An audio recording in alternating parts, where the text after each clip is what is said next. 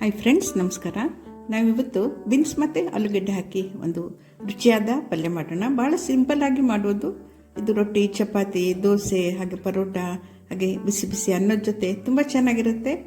ಬೇರೆ ಸಾಂಬಾರೇ ಬೇಕಾಗಿರಲ್ಲ. ಹಾಗೆ ಪಲ್ಯ ಕಲಿಸ್ಕೊಂಡು ಊಟ ಮಾಡ್ಬೋದು.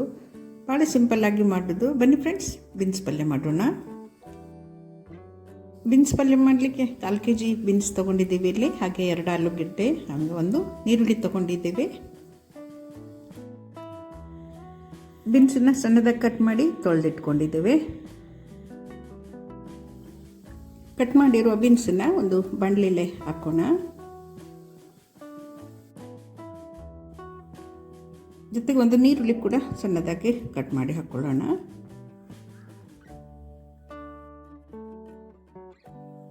ಒಂದು ಅರ್ಧ ಗ್ಲಾಸು ನೀರು ಹಾಕೊಳ್ಳೋಣ. ಬೀನ್ಸ್ ತುಂಬ ಎಳತ್ತಿದೆ, ಬೇಗನೆ ಬೆಂದ್ಬಿಡುತ್ತೆ. ಒಂದು ಲಿಡ್ ಹಾಕಿ ಒಂದು 2 ನಿಮಿಷ ಮುಚ್ಚಿ ಬೇಯಿಸೋಣ.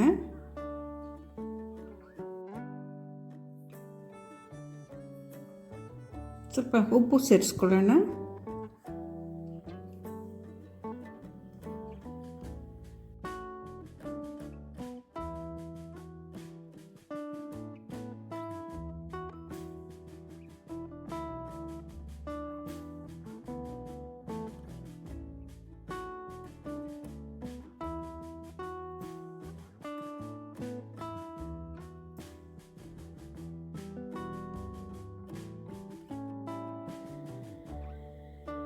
ಸ್ವಲ್ಪ ತೆಂಗಿನಕಾಯಿ ತುರಿನ ಸೇರಿಸ್ಕೊಳ್ಳೋಣ.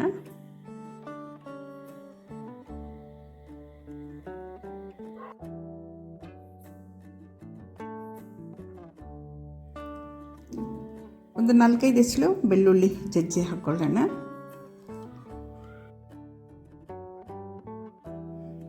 ಹಾಗೆ ಒಂದು ಅರ್ಧ ಚಮಚ ಖಾರದ ಪುಡಿ ಹಾಕೊಳ್ಳೋಣ. ಜೊತೆಗೆ 1 ಚಮಚ ಧನಿಯಾ ಪುಡಿ ಹಾಕೊಳ್ಳೋಣ. ಹಾಗೆ ಒಂದು ಅರ್ಧ ಚಮಚ ಜೀರಿಗೆ ಪುಡಿ ಹಾಕೊಳ್ಳೋಣ. ಒಂದು 1/4 ಚಮಚದಷ್ಟು ಅರಿಶಿನ ಪುಡಿ ಹಾಕಿಬಿಟ್ಟು ಈಗ ಎಲ್ಲ ಸೇರಿಸಿ ಚೆನ್ನಾಗಿ ಮಿಕ್ಸ್ ಮಾಡೋಣ. ಈ ರೀತಿ ಮಸಾಲೆ ಹಾಕಿ ಪಲ್ಯ ಮಾಡೋದ್ರಿಂದ ತುಂಬ ಚೆನ್ನಾಗಿರುತ್ತೆ. ಒಂದು ಸ್ವಲ್ಪ ಡಿಫ್ರೆಂಟಾಗಿ, ಟೇಸ್ಟ್ ಅಂತೂ ಸೂಪರ್ ಆಗಿರುತ್ತೆ.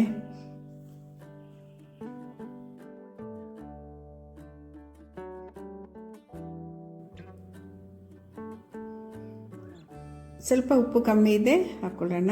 ಹಾಗೆ ಚೆನ್ನಾಗಿ ಮಿಕ್ಸ್ ಮಾಡಿ ಒಂದು ಲಿಡ್ ಹಾಕಿ ಒಂದು 2 ನಿಮಿಷ ಬೇಯಿಸ್ಕೊಳ್ಳೋಣ. ಅಲ್ಲಿಗೆ ಪಲ್ಯ ರೆಡಿ ಆಗುತ್ತೆ.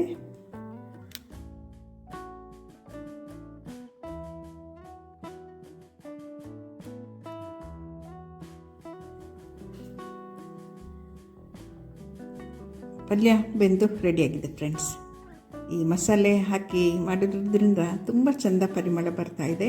ಇದಕ್ಕೆ ನಾವೀಗೊಂದು ಒಗ್ಗರಣೆ ಹಾಕ್ಕೊಳ್ಳೋಣ. ಈರುಳ್ಳಿ ಒಗ್ಗರಣೆ ಹಾಕ್ಕೊಳ್ಳೋಣ.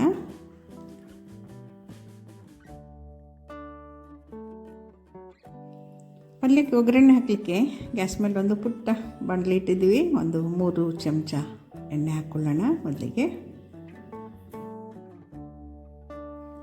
ಸಾಸಿವೆ ಹಾಕ್ಕೊಳ್ಳೋಣ.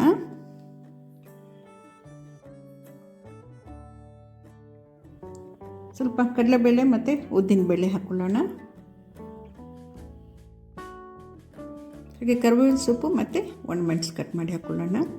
ಹಾಗೆ ಒಂದು ಈರುಳ್ಳಿ ಸಣ್ಣದಾಗಿ ಕಟ್ ಮಾಡಿ ಅದನ್ನು ಹಾಕ್ಕೊಳ್ಳೋಣ. ಎಲ್ಲ ಸೇರಿಸಿ ಕೆಂಪಾಗೋವರೆಗೆ ಫ್ರೈ ಮಾಡೋಣ. ಈರುಳ್ಳಿ ಎಷ್ಟು ಕೆಂಪಾಗಿ ಹುರಿದಿರ್ತೀವಿ ಅಷ್ಟು ಚೆಂದ ಒಗ್ಗರಣೆ ಪರಿಮಳ ಇರುತ್ತೆ. ಚೆನ್ನಾಗಿ ಎಲ್ಲ ಸೇರಿಸಿ ಫ್ರೈ ಮಾಡ್ಕೊಳ್ಳೋಣ. ಈಗ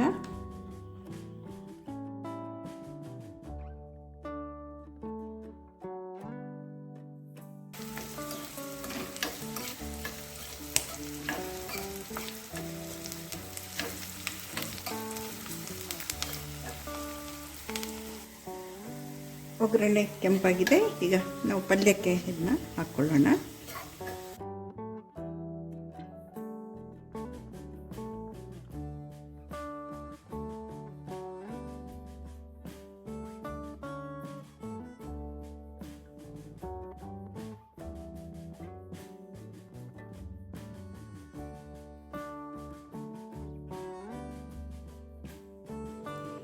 ಡಿಫರೆಂಟಾಗಿ ಮಾಡಿರುವ ಬೀನ್ಸ್ ಪಲ್ಯ ರೆಡಿಯಾಗಿದೆ ಸ್ನೇಹಿತರೆ.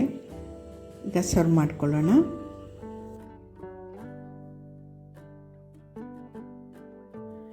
ಫ್ರೆಂಡ್ಸ್, ಈ ರೀತಿ ಮಸಾಲೆ ಪುಡಿ ಹಾಕಿಬಿಟ್ಟು ಬೀನ್ಸ್ ಪಲ್ಯ ಮಾಡಿದರೆ ಭಾಳ ಚೆನ್ನಾಗಿರುತ್ತೆ. ರೊಟ್ಟಿ, ಚಪಾತಿ, ದೋಸೆ, ಪರೋಟ, ಹಾಗೆ ಬಿಸಿ ಬಿಸಿ ಅನ್ನದ ಜೊತೆ.